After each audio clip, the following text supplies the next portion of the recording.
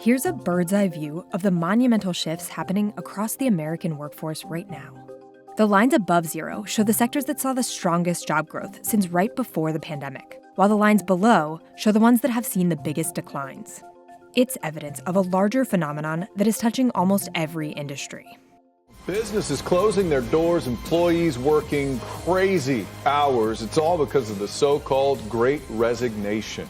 In August, more than 4 million workers quit their jobs, a record 20-year high. A lot of people are taking time to reevaluate what they want to do with their lives and what work actually means to them. For millions of workers and businesses, the Great Resignation is a period that could define the future of American labor. This is how we got to this point and what we know about where the workers are going.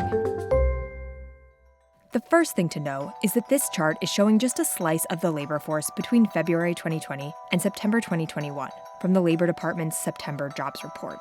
There are hundreds of other industries that have seen growth and declines during this period as well, some that didn't have data available for September.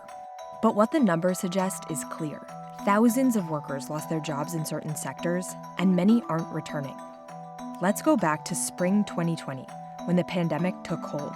Weekly unemployment claims hit a stunning new high today, with 6.6 million Americans filing just last week. As the pandemic spread, businesses shuttered their doors and tens of millions of people lost their jobs. To help workers and businesses stay afloat, the federal government began handing out relief payments. And if we look widely at the labor data, it's clear that certain industries lost more workers and had a harder time gaining them back than others. Employment in motion picture and sound recording industries is still 23% lower than it was in February 2020. And other sectors hit hardest by the pandemic have been travel and hospitality. It's clear if you look at this line, employment in travel arrangement and reservation services is still almost 25% below February 2020 levels, the biggest decline among job sectors in September data. The weaker job growth in travel-related sectors is probably a reflection of both companies' inability to find workers, but also weaker demand for travel-related services, especially as the pandemic continued during the summer. Sarah Cheney Cambon has been reporting on the Great Resignation and American labor shortage for the Wall Street Journal. She pointed out that transit and ground passenger transportation jobs also saw a huge hit, losing over 18%. One part of this sector that has been impacted heavily is ride-sharing, which has experienced a nationwide shortage of drivers. And while some have slowly returned as government relief has ended, many of these workers are staying off the roads.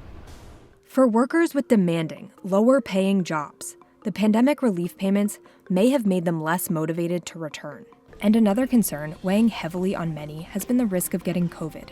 Between mid-June and early October, the number of people who said they couldn't work because they were sick with or caring for someone with COVID rose by 2 million. Also during this time, some older workers chose to reassess their priorities. The Federal Reserve Bank of Dallas estimates that over 2.5 million people retired during the pandemic, about twice as many as in 2019, and that approximately 1.5 million of these workers would not have retired if the pandemic had not happened. So a lot of baby boomers have retired early during the pandemic, in part because of concerns about COVID. Others have seen, really big gains from the stock market or housing prices going up a ton, and so they're in a comfortable financial situation. But many of the workers who are leaving jobs aren't leaving the workforce entirely. A lot of people are quitting their jobs, maybe because they've experienced burnout during the pandemic, or they're just looking for different opportunities. And an increasing number of these workers are switching jobs.